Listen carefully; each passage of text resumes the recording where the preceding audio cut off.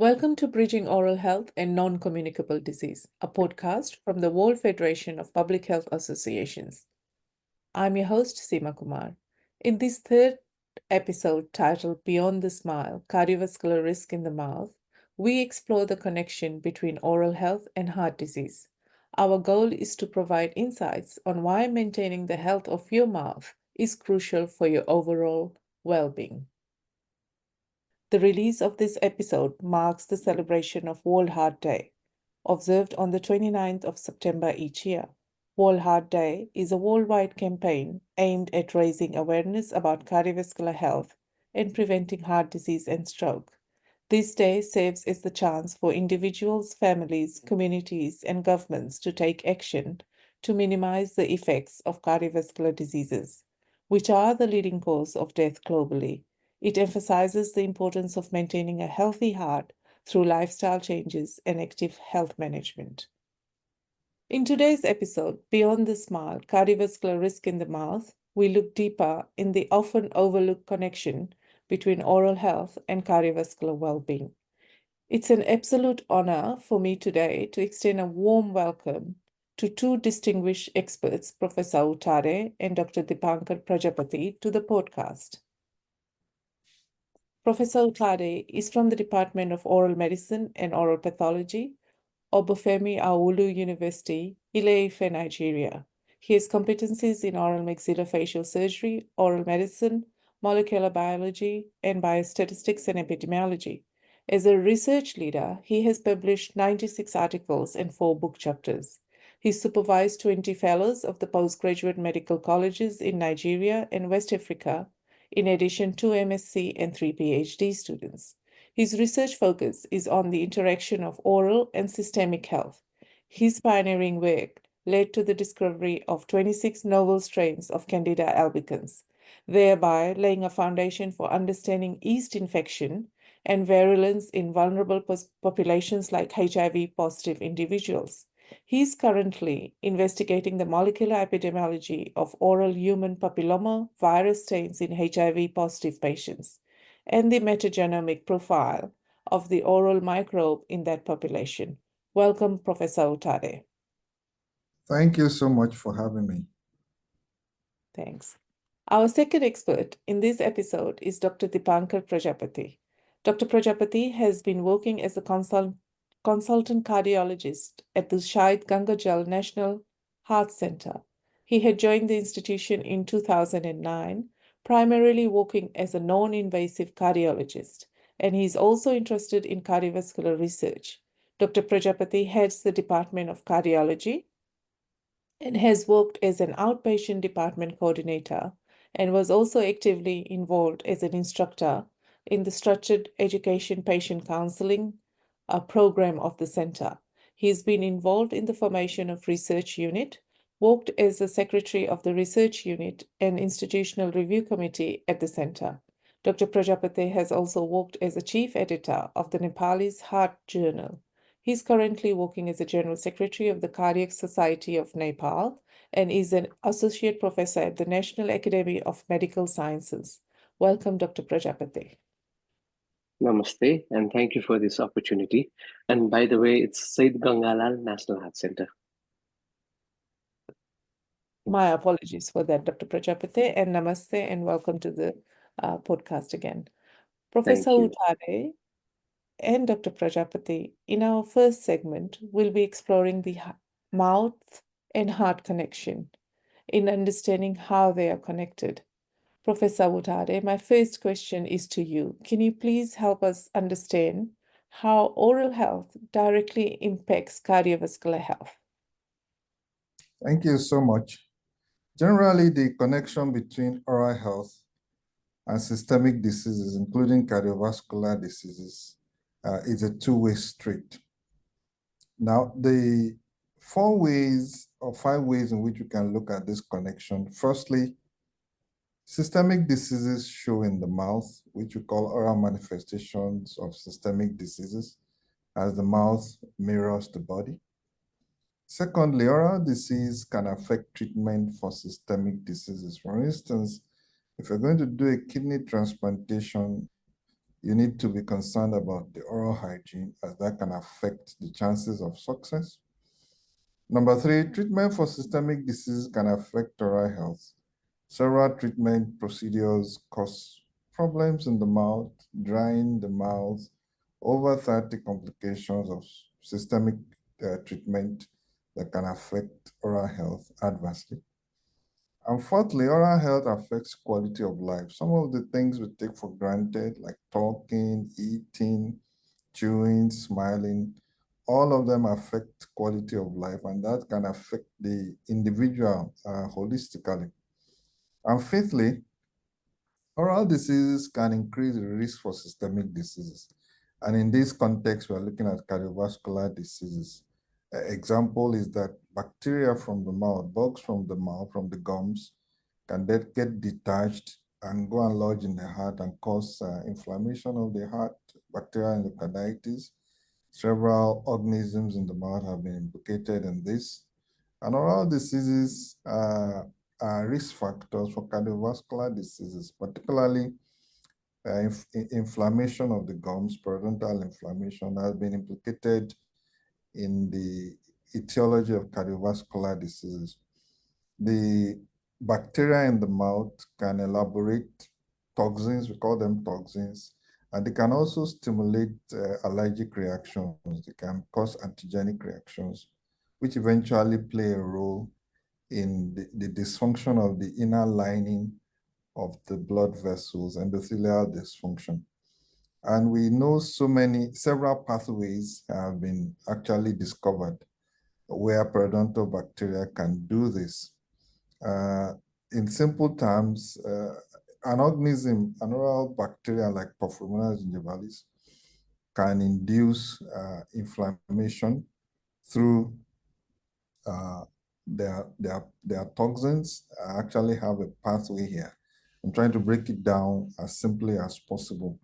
But what happens is that they can stimulate attraction of toxins by the bacteria to the endothelial cells, and this will increase the ability of the blood vessels to constrict, and this vasoconstriction can predispose to cardiovascular diseases. Of course, while we can link oral health problems to heart disease, they may not necessarily cause it. There are so many other factors that contribute to heart disease, but the link between oral health and cardiovascular disease is too strong to be ignored. So definitely there is a connection there. Thank you, Professor, for explaining it so well and making it so simple for our audience today. My next question is for you, Dr. Prajapati. We are interested to know from you about the evidence you see linking oral and heart health in practice. Thank you for the question. There is growing evidence linking oral health to cardiovascular health, which is supported by both research and clinical observations. The key connections and mechanisms are bacterial endocarditis or infective endocarditis, that is the infection of the heart, is a critical link between oral and heart health, particularly in vulnerable individuals, which includes people with pre-existing heart conditions, and these patients are also termed high-risk population, which include patients with prosthetic heart valves, previous endocarditis, certain congenital heart defects, and valve disease post-transplant. The infection is caused by direct bacterial spread. That is, oral pathogens can enter the bloodstream during routine oral activities like brushing and flossing, or dental procedures like extraction and scaling. So the antibiotic prophylaxis before invasive dental work is recommended by American Heart Association in 2021 guidelines. This is because studies have shown that transient bacteremia, that is bacteria in blood, in 20 to 60% of patients after tooth extraction or deep cleanings. Even routine activities like chewing can introduce bacteria in gum disease patients.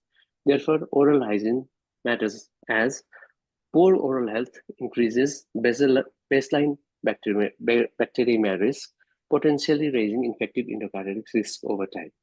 The other reasons are, first being inflammation as a common pathway. As chronic gum infection triggers systemic inflammation, elevating markers linked to atherosclerosis and heart disease. And bacteria from gum pockets can enter the bloodstream, promoting endothelial dysfunction and arterial plaque formation. Second is bacterial translocation and the atherosclerosis. That is, oral pathogens have been found in atherosclerotic plaques proven by genetic studies. And these bacteria may directly infect blood vessels or stimulate immune responses that accelerate plaque buildup. The third reason is shared risk factors that include smoking, diabetes, and poor diet, which contribute to both gum disease and cardiovascular disease. But even after adjusting for these, independent associations remain. The fourth reasons are observational and epidemiological data. As meta-analysis in 2020 showed, periodontitis is associated with a 20% higher risk of cardiovascular disease. Severe gum disease correlates with higher rates of myocardial infarction, stroke, and heart failure.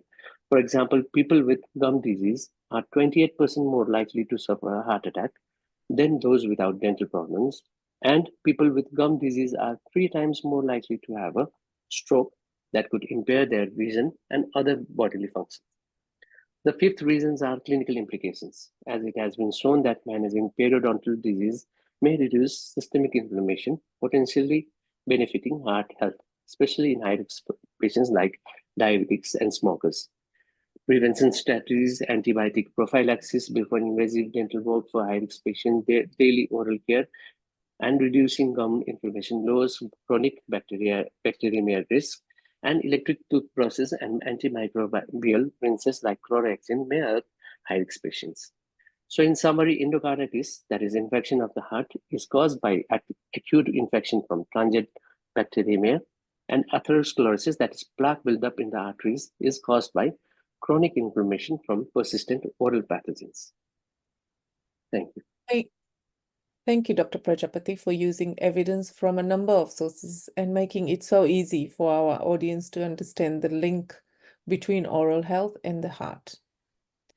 In our second segment, I'm sure our listeners would be interested to know whether better oral health could reduce cardiovascular risk. So my question to you, Professor Owotade, would be, would you like to talk through oral care practices which protect heart health?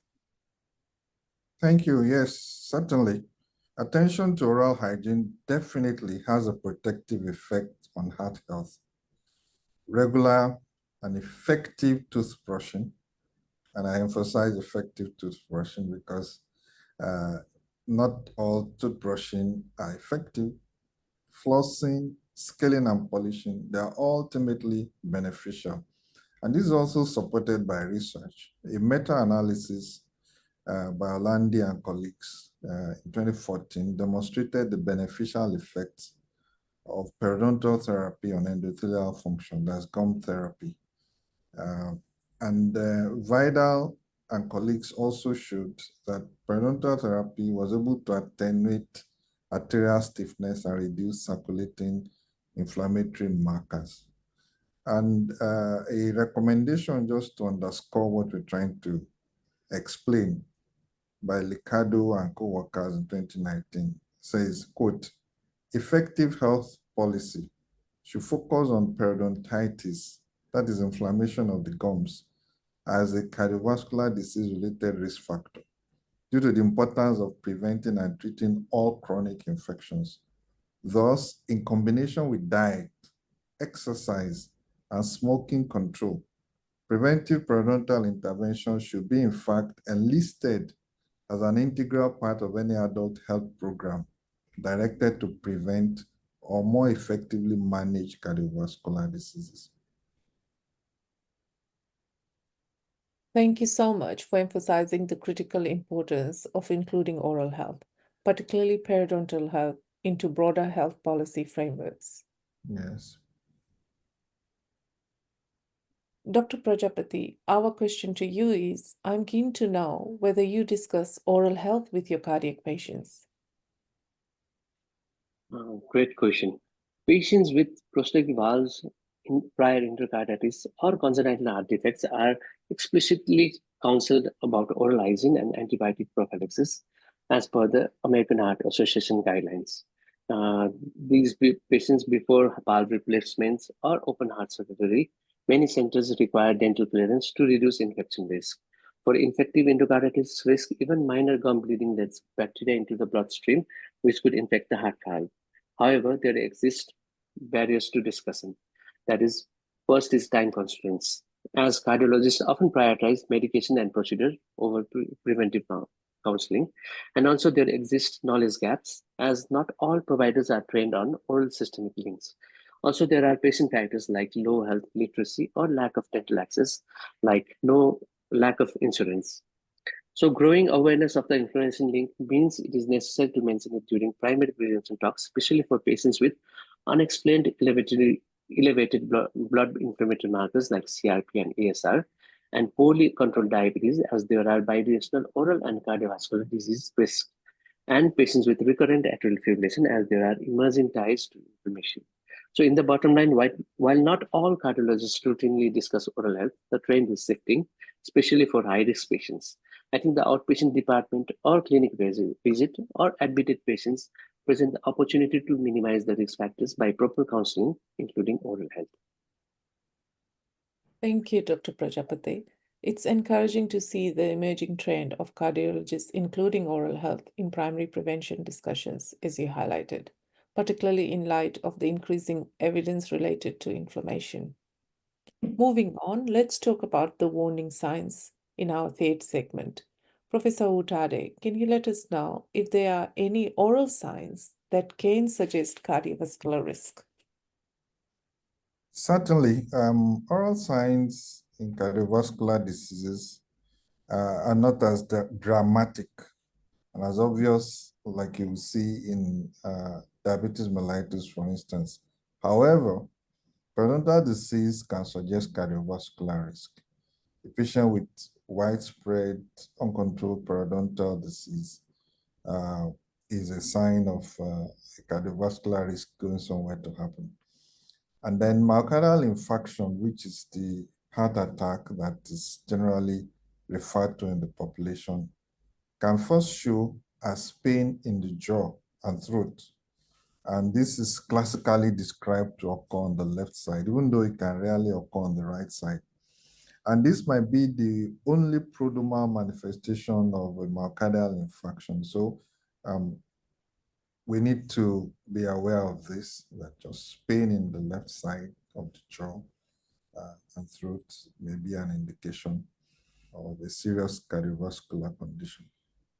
But as has been mentioned, beyond the physical signs, saliva can be used to monitor cardiovascular disease-related factors. There are several chemicals in saliva that we can use to indicate cardiovascular disease risk, like C-reactive protein, as we mentioned, myoglobin, troponin 1, even myeloperoxidase in saliva, which is an enzyme released by neutrophils, is associated with cardiovascular diseases. And this, when it's high in saliva and serum, are linked to an increased risk of cardiovascular disease due to inflammation and oxidative stress. And in a recent study with my PhD student, we actually investigated the relationship between oral parameters and the risk for cardiometabolic syndrome. Cardiometabolic syndrome is a cluster of conditions that increase the risk of heart disease, stroke, and type 2 diabetes. And these conditions include abdominal obesity, high blood pressure, high blood sugar, high triglycerides, and low HDL cholesterol. I can't go into details of our findings, but the summary is that oral health parameters can be used as non-invasive tools for assessing cardiometabolic risk in community medical and dental practice, particularly in our resource-constrained environments where sophisticated tests may not be immediately available. Oral parameters may indicate risk for cardiometabolic syndrome and other cardiac risk.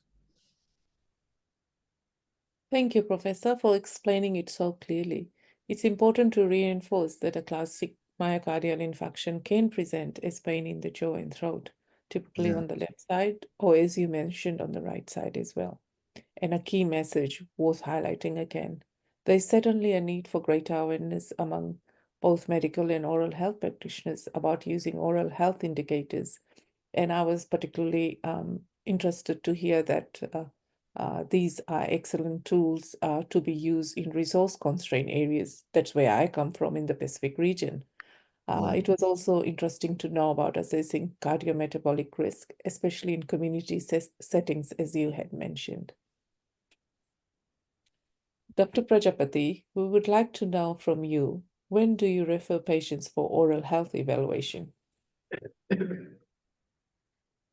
Well, the high priority referrals that are immediate dental clearance needed include before invasive cardiac procedures, valve replacement surgery, both mechanical or bioprosthetic, and heart transplant or device implantation for heart failure patients and repair of fundamental defects. And the rationale is active oral infection increase post-op endocarditis risk. There are less priority referrals, which include history of infective endocarditis, as even without planned procedures, these patients need biannual dental exams. And there is unexplained systemic inflammation, that is patients with elevated CRP and ESR with poor periodontal health like breathing gums and tooth mobility. I feel the patients with new cardiovascular disease diagnosis, that is atherosclerotic disease, with poor oral hygiene, diabetic patients with cardiovascular disease, heart failure patients, anticoagulated patients with warfarin or apixaban, uncontrolled gum bleeding requiring dental intervention to manage bleeding and stroke risk, and cardiac conditions like mitral valve prolapse with regurgitation, rheumatic heart disease, hypertrophic cardiomyopathy with infective endocarditis risk. These are the patients that should be referred for the dental clearance. Even though it is an American Heart Association Class 2 indication, our part of the world has poor oral hygiene, so I think it is better to advise it to all of these patients. Proactive dental referrals are standard for highest risk cardiac patients, but underused in lesser risk groups. Embedding oral health into cardiac care pathways can close this gap. So the recommendation for practice are screen for cardiac history, follow American Heart Association prophylaxis guidelines, aggressively treat periodontitis in high-risk cardiovascular disease and infective endocarditis patients, educate vulnerable patients about oral hygiene's role in infective endocarditis prevention, refer high-risk patients for dental clearance before cardiac surgeries. High-risk individuals should maintain meticulous oral care and inform dentists of cardiac heart conditions. Screen high-risk cardiovascular disease patients for periodontitis, encourage rigorous oral hygiene and regular dental care as part of holistic cardiovascular disease prevention, and collaborate between cardiologists and dentists for prevention of both conditions in these patients. Excellent. Thank you, Dr. Prajapati, for those practical recommendations. We would agree that integrating oral health into cardiac care pathways presents a valuable opportunity to bridge the gap not only in cardiovascular disease management, but also in addressing other systemic conditions linked to oral health. Coming to our final segment with Professor Owotade and Dr. Prajapati is on key messages for health professionals. To both our experts, given workforce shortages in our region, what's your top message for fostering interprofessional collaboration? I think the dentist and cardiologist must collaborate because oral health and heart health are closely linked. Here's how. First, use everyone's skills wisely. Nurses can check for gum problems during heart checkups and refer high-risk patients to a dentist. And dentists can spot high risks like blood pressure and refer patients to doctors. Second, keep communications simple. That is, use shared digital records or form protocols to flag patients who need both dental and heart care, like a checkbox for high heart risk needs dental evaluation. Third, quick training for better care. Heart teams can learn 5-minute tips to teach patients about importance of oral health, like flossing helps your heart. And dental teams can learn to spot heart warning signs like swollen feet in the heart dental chair. Fourth, community health workers can help. They can give out toothbrushes and teach people how oral health affects the heart. Fifth, so proof to get support, like track results. For example, fewer heart infections after dental checkups to convince hospitals and leaders that this teamwork works. So the bottom line is when the dentist and heart doctors team up, patients stay healthier with a big, healthy smile. And small steps like sharing tasks and tracking results can make a big difference. Thank you, Dr. Prajapati, for sharing your valuable insights on strengthening interprofessional collaboration across multiple levels, including clinical practice, education, training, and most importantly, within the community setup, while highlighting the importance of being data-driven and evidence-informed. Professor Owotade, we would like to hear your thoughts on this.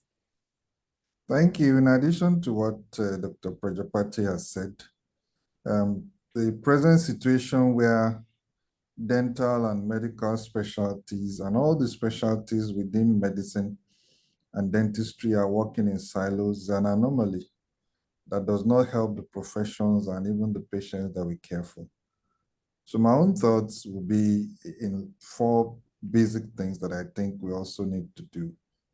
We need to have multidisciplinary teams managing systemic diseases. And we have models like that in my center. We're trying to start a facial pain and headache clinic with 4 specialties and their nurses, oral physician, neurologist, psychologist, neuroradiologists, nurses, and all kinds of people who come together and run a multidisciplinary team. So the patient doesn't have to go from one clinic to the other. It's a one-stop shop for the patient, and all the specialties can come to offer their expertise. And secondly, where that is not possible, proper referral and follow-up on patients from one specialty to the other. Before we used to do this multidisciplinary teams managing systemic diseases. An area where we really saw the need was on cancer patients. Patients taking chemotherapy or radiotherapy have all kinds of complications in the mouth, and individual doctors are managing them. So even when we refer, we need to follow up from one specialty to the other. And thirdly, we need multidisciplinary research collaboration. There is absolutely a need for such. I mean, if cardiologists like Dr. Prajapati and dentists come together to do research, collaboration, we are better informed and we are able to foster better interprofessional collaboration. And finally, we need policy documents like clinical management guidelines that specify the teams and procedures for managing specific conditions. So a physician, an oncologist who is managing patients with cancer, whatever type of cancer, gynecologic cancer or lung cancer, will know that as a matter of policy and management guidelines, they have to involve the dentist so that the patient gets holistic and much beneficial care. So to conclude, we absolutely need to foster interprofessional collaboration because the whole human body, it's one. The fact that some are dentists and some are cardiologists doesn't mean that we should work in silos. We need to work together for the benefit of the patient and even for the benefit of the professionals. These are my thoughts. Thank you, Professor, for sharing your experience and your thoughts on this, and especially highlighting the importance of working in multidisciplinary teams and the concept of one-stop shop for patients. I'm sure something patients would prefer when challenged with time versus visits to health professionals, leading to a more holistic care for them. And also emphasizing on the importance of collaborative research between health professionals and developing clinical guidelines being your top message for this segment. That brings us to the end of today's podcast on cardiovascular risk and oral health.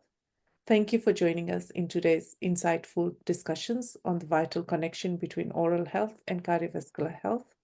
We've explored the growing evidence linking the two, highlighted key oral signs that may indicate heart risk, and had valuable recommendations on integrating oral health into clinical training and community settings. A special thanks to our experts, Professor Owotade and Dr. Prajapati, for emphasizing the importance of interprofessional collaboration in bridging the gap between oral health and systemic health. Let's continue to advocate for a more integrated, preventive approach to healthcare, one that truly sees the mouth as a mirror to the body. We at the World Federation of Public Health Associations hope that this episode has helped our listeners. Thank you again for listening. Until next time, take care and keep the conversation going. If you enjoyed this episode and found it useful, please join us for our next episode on oral health and diabetes. This podcast has been created by the Oral Health and Non-Communicable Disease Work Groups at the World Federation of Public Health Associations.